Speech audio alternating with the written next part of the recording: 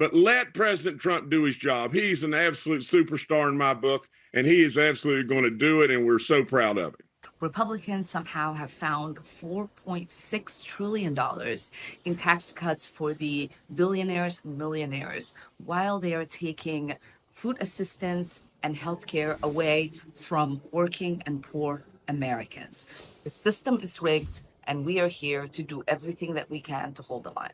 We recently spoke with the World Health Organization and other organizations that are there feeding people in Haiti. And one of the things they brought up to us is that if they don't have the funds by March, they will not have the option to start feeding again and doing those programs in Haiti. Although there is a waiver, we've already talked about at length about the problems with the waiver and them kicking in back with the payment system. In fact, I was trying to find how much money John Kerry was making as a climate czar. He was taking a salary. He was not disclosing his staff down at his office that was getting paid for out of the federal treasury.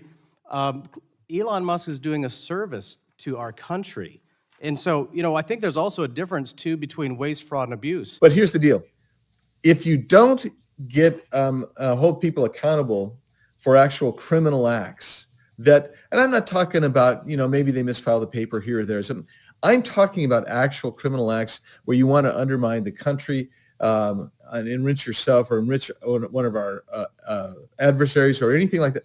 That has to be investigated and ultimately prosecuted. That's how you restore the rule of law, which evaporated. No way. Nothing that Musk has ever done has been out of the goodness of his heart. He's a billionaire businessman who's always looking at his bottom line. That is why he intervened in our last budget negotiations in the last Congress, because there was something in that bill that would impact his business in China. That's what that was all about. We have to keep following the money. Finally, by committing to paying for this ambitious agenda, the Senate Republicans have said enough is enough with reckless fiscal policy. It is past time to get our fiscal house in order.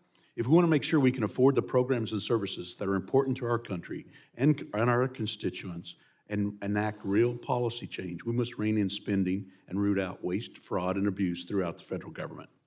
This is a mandate on which the Americans elected President Donald Trump and elected a Republican-led House and a Republican-led Senate.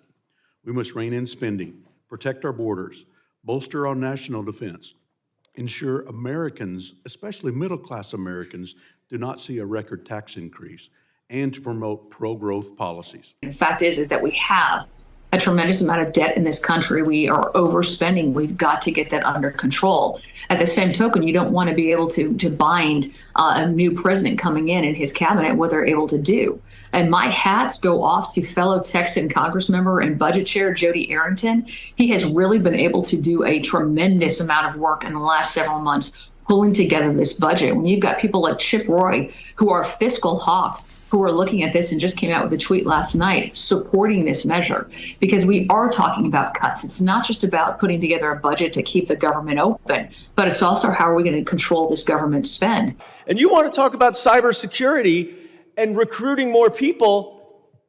How about we not have heads of executive branch agencies who are jeopardizing our own cybersecurity, who are jeopardizing our own security?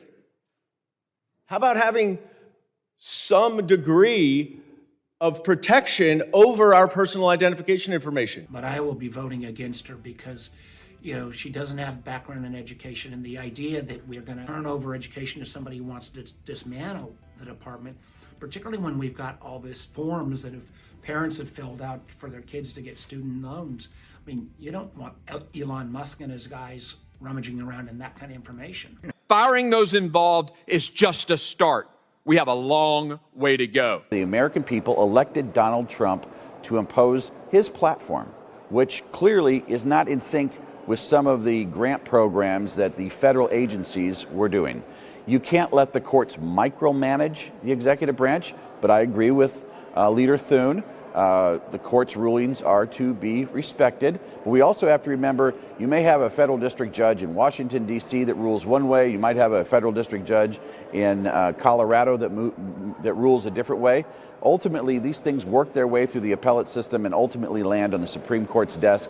And I'm confident that the three branches of government will maintain their autonomy. The courts will do what they have to in interpreting the Constitution. And President Trump is going to do what he needs to do as the chief executive of this country to cut federal spending, to work with Congress, to deliver reconciliation with us, and provide an extension to his 2017 tax cuts.